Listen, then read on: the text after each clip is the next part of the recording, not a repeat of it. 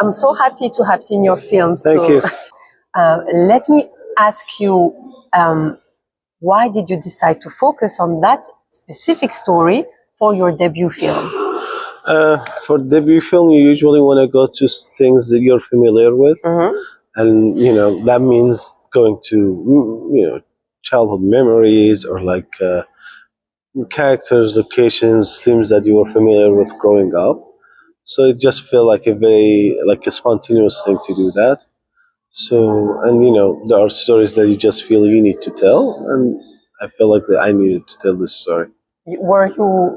Did you grow up in Iraq? Yes, born and raised in Iraq. I still live in Iraq, and I was also the idea to tell a story from my hometown, my country was very much an exciting and thrilling thing, and I'm very glad that we were able to bring even like a very small part of Iraqi stories to the audience around the world. The reason why I'm asking is because it did feel very personal. When we watch it, we feel, okay, there's no way this guy shot this film and he hasn't lived at least parts of what's happening here.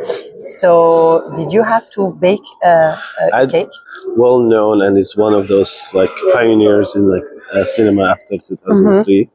But unfortunately, I haven't met him in person. You haven't met, because the particularity of this is for an audience who's not very used to Iraqi films, there are two Iraqi films that are very nicely done, where the water is very present as well, but where children are the main protagonists. And it's also something of importance that you choose to focus on children. They're the main protagonist of your story. And in the cinema landscape, it's quite rare to see films from Iraq shot in Iraq. We're not very much used to it. And this year there was your film that was in the Cannes Fortnight, won awards. And there was also another film by Odey Rashid called Songs of Adam. The particularity of this is for an audience who's not very used to Iraqi films, there are two Iraqi films that are very nicely done, where the water is very present as well, but where children are the main protagonists. How did you manage to choose these two protagonists of yours who seem like they've won Oscars already? To be honest, it's like straight casting, and straight casting requires different skill set than regular casting. You need to trust your instincts a lot, but also at the end of the day, again, as I said, it's sort of gambling. You have to be like, it's a risk I'm taking, and I hope I'm not wrong. So that's a flush. So, yeah, exactly. Yeah. No, we feel we finally get to discover the face of Iraq, because it was so closed for so many years. And now we discover the people, we hear the language. Exactly, yes. We're not familiar with. Yeah, I mean, even for us, it was important to shoot the whole film in Iraq with like a full Iraqi cast. Because even when we were trying to raise funds, we actually received some offers, but on the condition to be fully financed, but on the condition that we shoot the film somewhere else. Oh. So for me, it was not negotiable, and I'm very glad that we were able to shoot the film in Iraq with Iraqi cast, even though non-actors, but I think that makes the film, much more unique and much more... Absolutely. Iraq is also the other protagonist of the film. Yes. The river is the protagonist of the film. We don't even know from afar that this is how people live, and that they have to take a boat to go to school, for example. This is... I was wondering, watching that, this is so nicely shot. I know the director of photography is someone who worked with Christian Mangiu. Yes. Yes, a part of your technical team is from Romania. Yes. How did you manage for your debut film to have access to such a professional team who came to Iraq for the duration of the shoot? With Tudor, I approached him because I have seen his other work, and I was, very excited about all his work. Then we reached out to him, and I had a conversation with him, and maybe in the first 10 minutes I knew he was like the person that I want to have to shoot this film.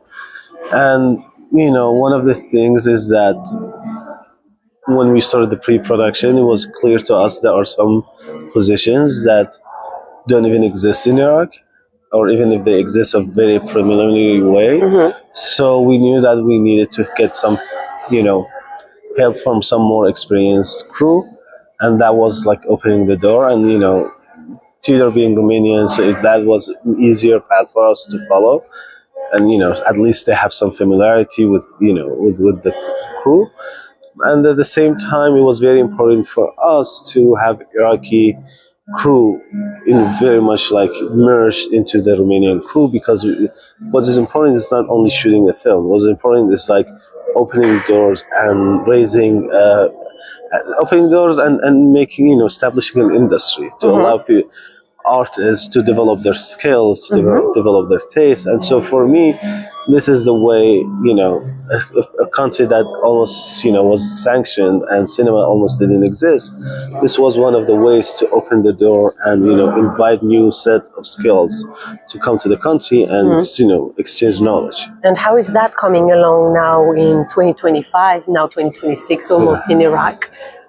Is there a platform? Do you feel things are really progressing? What's the future? I think the things are progressing. I think it could be much quicker, but unfortunately we still don't have support. Like there is no supporting system. We have occasional support, but like not a continuous support. And there's no Ministry of Culture injecting money, you mean, in the industry or structure? Yeah. It's like literally just like you need to invest. This is making cinema is very important. First step is to recognize that art and cinema matters for the nation, for the identity of the country. Second is make investment in it. And we are there, like we are getting this recognition. And the film playing in Cannes and winning the awards, I think really was a leap for them. And lots of people started to think this is a path that we should commit to. But it's. I hope that we find a way to make it continuous, because otherwise it will remain like more like an individual attempts more than cinema. Yeah, because in this film there are quite a few topics that you call us on to discuss. Of course, there's the poverty. There's also the role that America played in the demise of the country's situation as a whole. There's also pedophilia. There's also the fact that this relationship with the grandmother. The question that kept harassing me is, what is she going to do now?